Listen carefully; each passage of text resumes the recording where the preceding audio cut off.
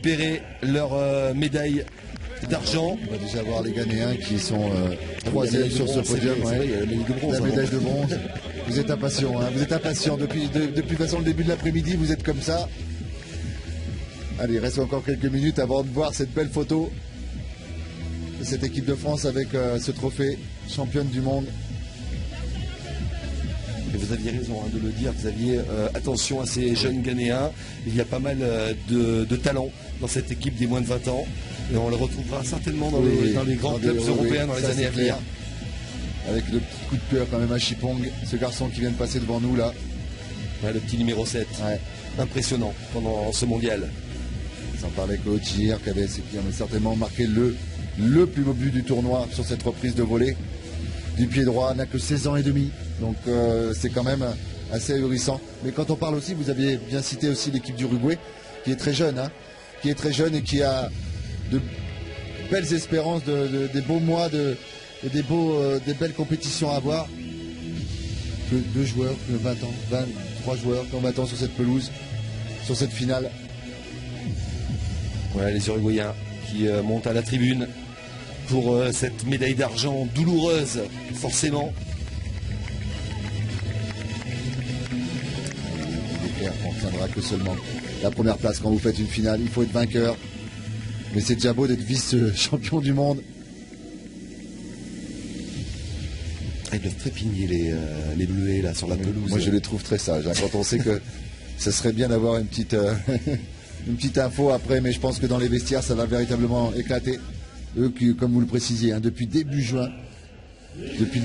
Et rappelons que ces joueurs ont disputé pour la plupart une longue saison avec leurs clubs respectifs. Il y a forcément énormément de fatigue, d'usure psychologique également. Il est temps de partir en vacances. Ah bah là ils ont mérité, hein. Ils vont pouvoir revenir, hein, avoir quelques jours d'orables. C'est vrai que les directeurs sportifs et les entraîneurs vont leur laisser, sachant qu'ils sont en plus champions du monde depuis le début juin. Ce premier stage à Clairefontaine, avant de faire des matchs amicaux compliqués contre la Grèce à Romorantin, contre la Colombie à Amiens, avant de s'envoler la Valeur Turquie. Et on n'oubliera pas cette dernière conférence de presse où Paul Pogba, le capitaine, a annoncé que l'équipe de France voulait remporter le titre mondial. C'est bien d'annoncer, encore faut-il le prouver sur le terrain. Et l'assumer. Et c'est vrai, on a eu quelques doutes au départ, mais ils sont montés en puissance tout au long de la compétition. Ce sont des compétiteurs.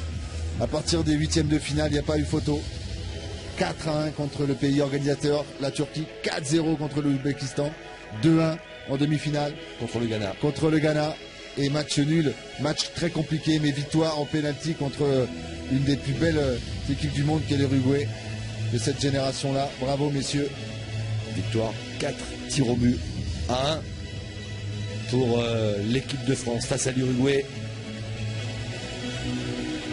Bon, ça va, il y a quand même des sourires là sur les visages des joueurs de la Céleste, de la petite Céleste.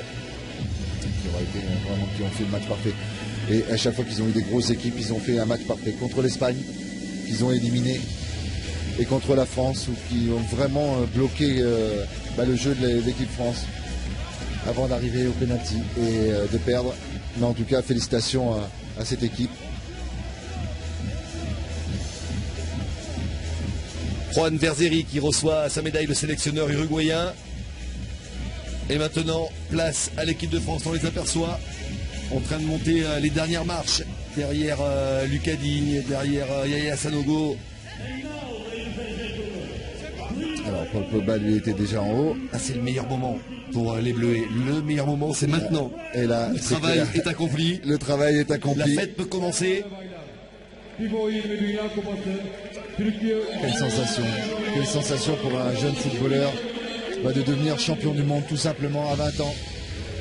Ça ne veut pas dire que là tout s'arrête parce qu'on a été champion du monde, mais en tout cas commencer une carrière par un titre aussi merveilleux. Et quelle belle histoire que celle de Naby Sarr, le joueur de l'Olympique Lyonnais qui ne faisait pas partie de cette génération.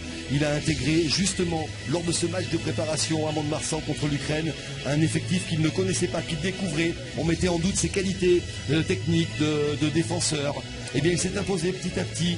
Pierre Mankowski lui a fait confiance, l'a observé et finalement il a disputé la finale du mondial. La finale du mondial, et puis il a fait plusieurs matchs, il a été très très bon tout au long du tournoi.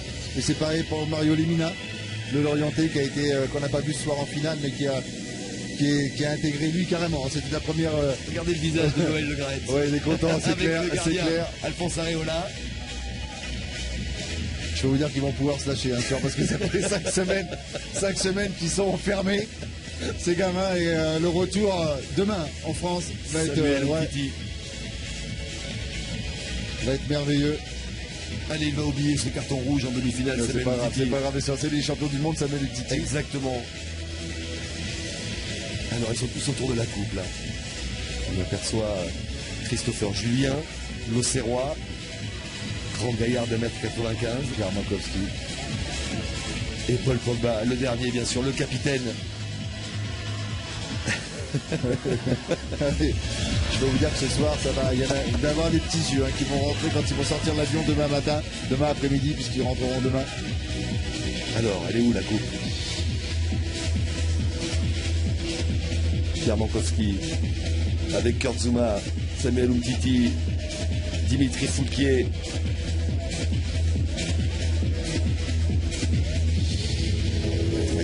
Quatrième titre mondial pour le football français, le troisième chez les garçons, après 98, Bravo, après monsieur, 2001 les moins de 17, et bien il y aura 2013 et les U20 comme on dit, les moins de 20 ans.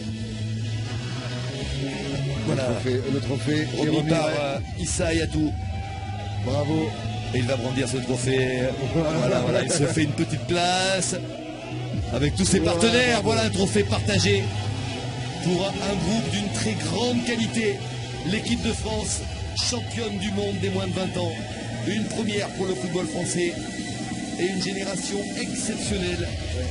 En qualité footballistique, mais en qualité humaine aussi, avec une mentalité irréprochable. C'est ce que nous disait Pierre Mankowski, comme quoi à l'arrivée ça a été payant, et bravo de nous avoir fait rêver. Allez, voilà, la danse spéciale des Bleus pendant cette Coupe du Monde. On les a souvent vus célébrer leur but avec ce petit pas de danse derrière Paul Pogba. Ça va danser toute la nuit, je pense. Oh oui, je pense que là, après 5 semaines de football plein tête, ce soir ils ont le droit. Je pense que Pierre Mankowski va lâcher la bride et va leur laisser une belle soirée, et puis on verra demain. On va les voir demain rentrer du côté de la France.